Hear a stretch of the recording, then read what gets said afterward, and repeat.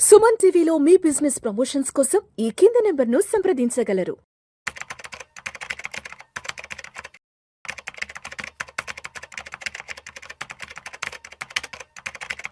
అనిల్ గారు నమస్తే సార్. నమస్తే విష్ణు గారు. సార్ ఈ వీడియోలో కాస్త డీటెయిల్గా మార్కెట్ల ప్రజెంట్ సినారియో గురించి మాట్లాడుకుందాం. తప్పకుండా. మార్కెట్లు అయితే మాత్రం ఆల్ టైమ్ హైలోనే ఉన్నాయి. రేస్ నిన్న మొన్నటి దాకా కూడా 26,000 మీద నిఫ్టీ హ్యాపీగానే ఉంది. సెన్సెక్స్ కూడా ప్రస్తుతానికి 84-85 దగ్గర అటు ఇటుగా కొట్టుమిట్టాడుతుంది. అంటే ఓవరాల్గా మార్కెట్లో నంబర్స్ చూస్తే, ఇండెక్స్ నెంబర్స్ చూస్తే ఏమో చాలా హైలోనే ఉన్నాయి, పోర్ట్ఫోలియోలు మాత్రం రెడ్లో ఉన్నాయి. ఏంటి రీజన్ ఏంటి? దీని గురించి చాలా సరళంగా సింప్లిఫై చేసి ఆడియన్స్ కి చెప్పగలరు ఈ మార్కెట్ సినారియో గురించి. తప్పకుండా అండి. ఫస్ట్ థింగ్ ఏంటంటే ఇది టిపికల్ సినారియో, ఇంతకుముందు కూడా జరిగిన సినారియోనే. ఇప్పుడున్న ర్యాలీ ఏది 24,000 నుంచి 26,000 దగ్గరికి, ఇవాళ 25,800 దగ్గర ఉంది. ఆ ర్యాలీకి కారణం ఏంటంటే కొన్ని సెలెక్ట్ లార్జ్ క్యాప్ స్టాక్స్ మాత్రమే. అందులో కూడా కొన్ని IT, defence, banking stocks, especially banking, Nifty bank స్ట్రాంగ్గా ఉంది, స్ట్రెంగ్త్ అయింది. వాటి 10-12 స్టాక్స్ వల్ల ఈ ర్యాలీ వచ్చింది తప్ప బ్రాడ్ లార్జ్ క్యాప్స్ కానీ, mid caps and small caps కానీ ఈ ర్యాలీలో పార్టిసిపేట్ చేయలేదు. That is the basic crux అనమాట, వన్ ఆఫ్ ద రీజన్. మనం నంబర్స్ చూసుకున్నా కూడా ఏంటంటే over the last 1 year Nifty 6 నుంచి 7% పెరిగింది. But same small cap index తీసుకుంటే down by 5% same time. Mid cap తీసుకుంటే క్లోజ్ టు ఫ్లాట్ 0 or 2% పెరిగింది. నియర్లీ 70 నుంచి 75% నిఫ్టీ 500 స్టాక్స్ ఏవైతే ఉన్నాయో they are 10% are below their highs. 50% of the stocks 20% పైన correction ఉన్నాయి. 30-40% of the stocks more than 50% from the record highs ఏవైతే ఉన్నాయో వాటికన్నా అంత తక్కువలో ఉన్నాయి. అందుకే that is the major reason. మనం రిటైల్ ఇన్వెస్టర్స్ చూసుకున్నా సరే, most of the investors post covid వచ్చిన వాళ్ళకి కూడా చూసుకుంటే మిడ్ అండ్ స్మాల్ క్యాప్స్లో ఎక్కువ ఇన్వెస్ట్ చేశారు, మొమెంటమ్ థీమ్స్లో ఎక్కువ ఇన్వెస్ట్ చేశారు, రీసెంట్ ఐపీఓలో ఎక్కువ ఇన్వెస్ట్ చేశారు. అలాంటి వాళ్ళు ఏంటంటే షార్ప్ కరెక్షన్ వాళ్ళ పోర్ట్ఫోలియోలో జరిగింది. వాళ్ళు పెట్టిన అమౌంట్కి చాలా దూరంగా ఉన్నాము. ఎందుకంటే లాస్ట్ ఫ్యూ క్వార్టర్స్ అర్నింగ్స్ వీకర్గా ఉండే. Q1, Q2 ఫలితాలు, Q2 కొంచెం పర్లేదు, Q1 కానీ అంతకుముందు సంవత్సరం Q4 ఫలితాలు చాలా వీక్గా ఉండడం వల్ల most of the stocks correction వచ్చాయి. మిడ్ అండ్ స్మాల్ క్యాప్లో ర్యాలీ ఇంకా రాలేదు. ఇన్ షార్ట్ ఏంటంటే ఈ ఇండిసెస్ పెరగడం అనేది కొన్ని ఫ్యూ జాయింట్ కంపెనీస్ వల్ల, 10-12 సెలెక్ట్ కంపెనీస్ వల్ల జరిగింది. బ్రాడ్ మార్కెట్ ఈ ర్యాలీలో ఇంకా పార్టిసిపేషన్ కాలేదు.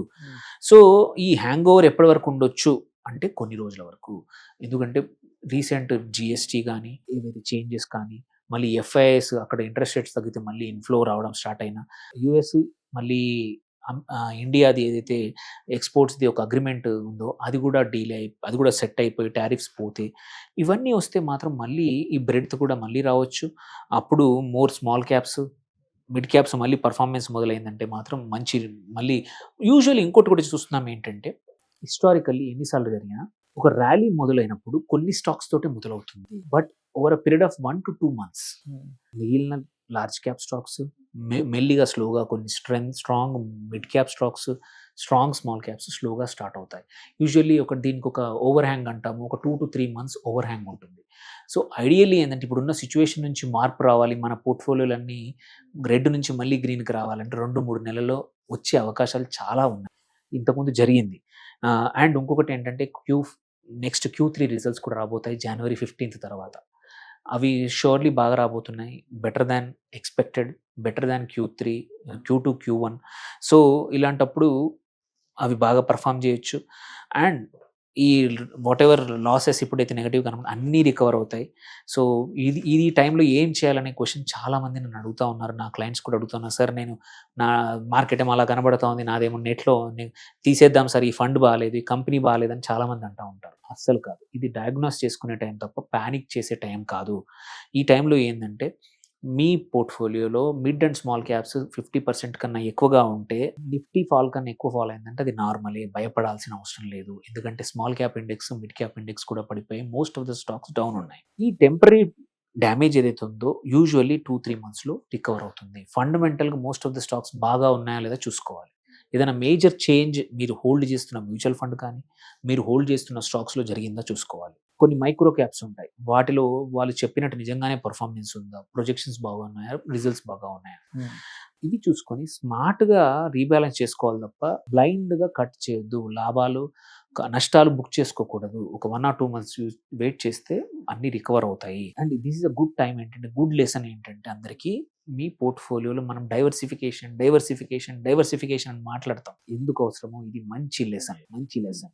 సో నీకు కొంచెం గోల్డ్ ఉండాలంటాము, లార్జ్ క్యాప్స్ ఉండాలంటాము, డెట్ ఉండాలంటాము, అండ్ గ్రోత్ ఉన్న మిడ్ అండ్ స్మాల్ క్యాప్స్. ఏదైనా ఒకటి పర్ఫామ్ చేయకపోయినా ఇంకోటి పుల్ చేస్తుంది పైకి అనేది ఎప్పుడు చెప్పేది ఏదైతే ఉందో ఇది ప్రాక్టికల్గా ఇప్పుడు జరుగుతుంది. కొత్త మనీ ఏదైతే ఉందో వాటిని మాత్రం ఈదర్ చీపర్ ఉన్న మిడ్ క్యాప్సే కానివ్వండి, లార్జ్ క్యాప్లో కానివ్వండి, బ్యాలెన్స్ ఫండ్లో పెట్టుకొని దేర్ బై పోర్ట్ఫోలియోకి కొంచెం స్టెబిలిటీ తీసుకురావచ్చు. అంతే తప్ప లాజికల్గా చూసుకుంటే మాత్రం హిస్టారికల్గా కూడా ఇది ఒక 1 or 2 monthsలో చేంజ్ అయ్యే అంశమే తప్ప భయపడాల్సిన అంశం పెద్దది కాదు.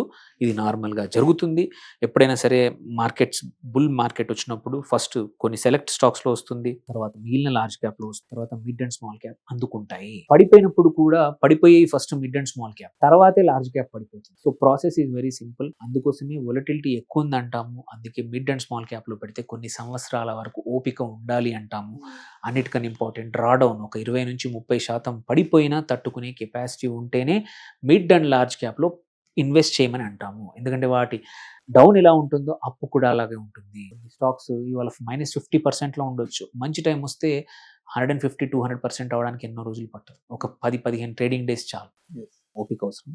అండ్ తొందరపడద్దు, డోంట్ ప్యానిక్. ఇది నార్మల్ సిచ్యువేషనే, మీ ఒక్కరు కాదు, ఈ రెడ్ అనేది అందరికీ ఉంది. ఒక 1 or 2 monthsలో recover. Thank you sir, thank you so much Anil garu. Present మార్కెట్లో ఎటువంటి సినారియో నడుస్తుంది ఏంటి, ఈ టైంలో ఇన్వెస్టర్స్ ప్యానిక్ అవ్వకుండా సైకలాజికల్గా ఎటువంటి సైకలాజికల్ ఇన్వెస్టర్ మైండ్ సెట్తో ఉండాలి ఏంటన్న దాని గురించి చక్కగా తెలియజేశారు. Thank you so much sir. Thank you అండి.